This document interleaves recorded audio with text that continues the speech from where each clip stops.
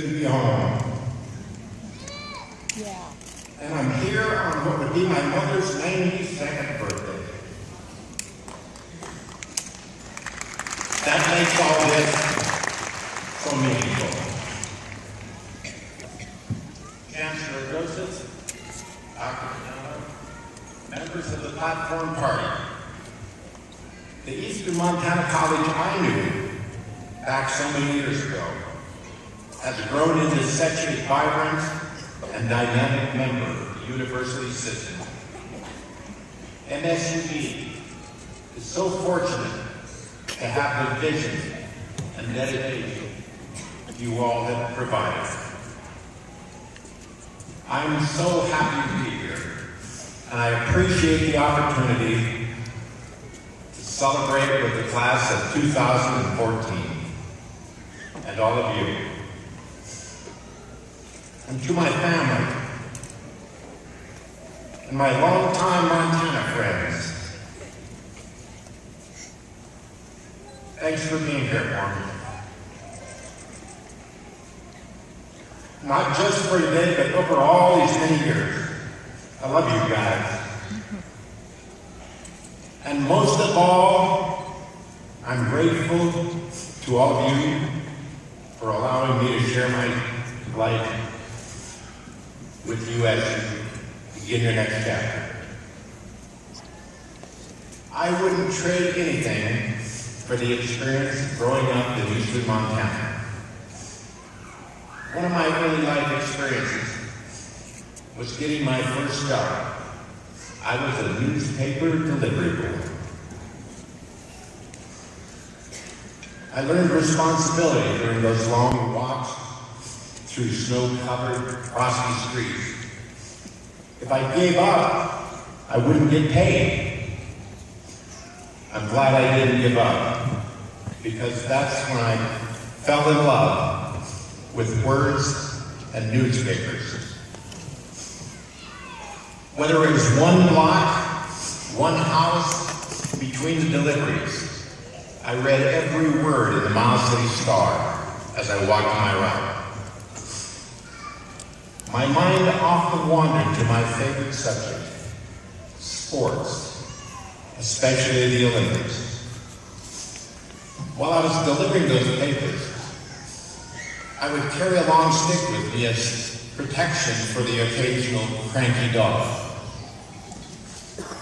I found myself using that stick to etch the Olympic rings into the snow.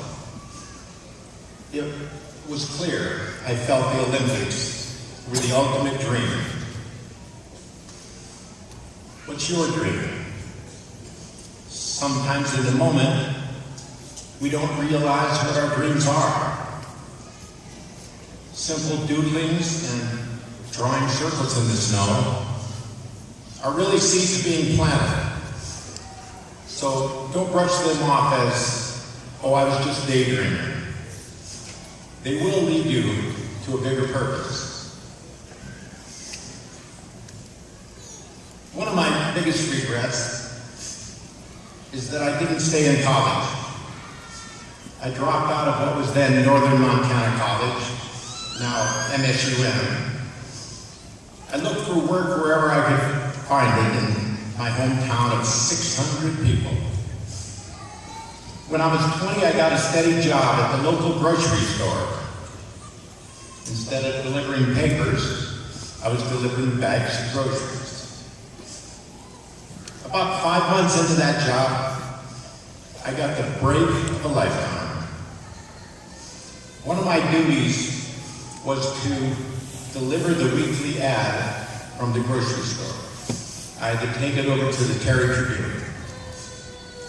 Near the end of basketball season, while I was delivering the ad, I was so excited about my hometown team's chances that I asked the editor if he planned to go to the tournament in Baker.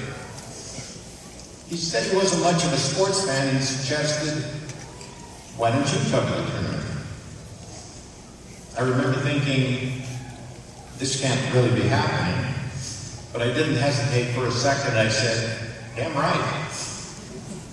And my Terry Terriers won the tournament on a miraculous half-court shot. A couple days later, I delivered the article to the editor. He gave it a quick read and reached for his checkbook. As soon as I got out, I pulled out the check. I couldn't wait to see how much I got paid for my first professional assignment as a sports writer. It was for the princely sum of $5. It was the best payday of my life, because in that moment, I realized I could do what I loved and get paid for it. 4 years later, right here in Billings, I've become one of the Gazette's youngest sports editors at the age of 25. But after 5 years in that job, for some reason, I was questioning myself. I wondered if I would look back in 10, 20 years and regret that I played it safe. It was really a big decision for me. One night, I asked God for guidance. I prayed for a sign.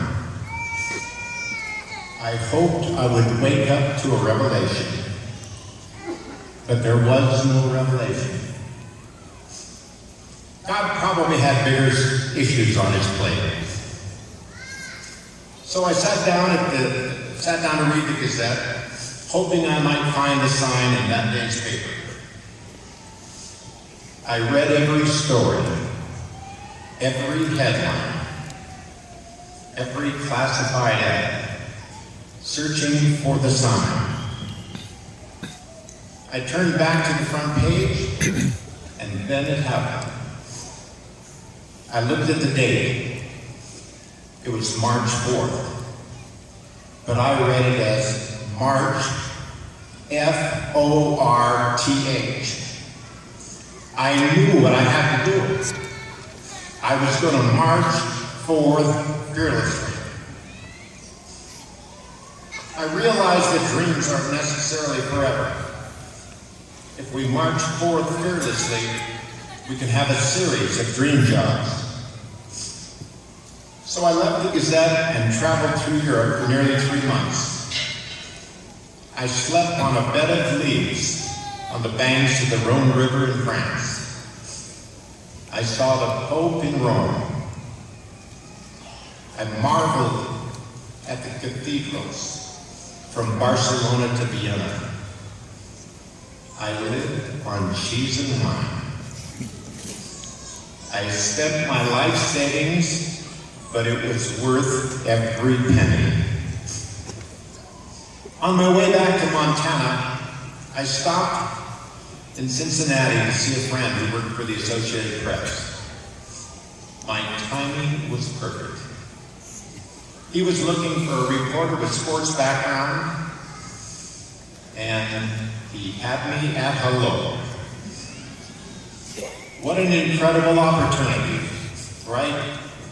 There I was, covering the Cincinnati Reds, Pete Rose, Johnny Bench, Joe Morgan, less than a year after getting the sign. But within months, I was wavering. I was homesick for Montana.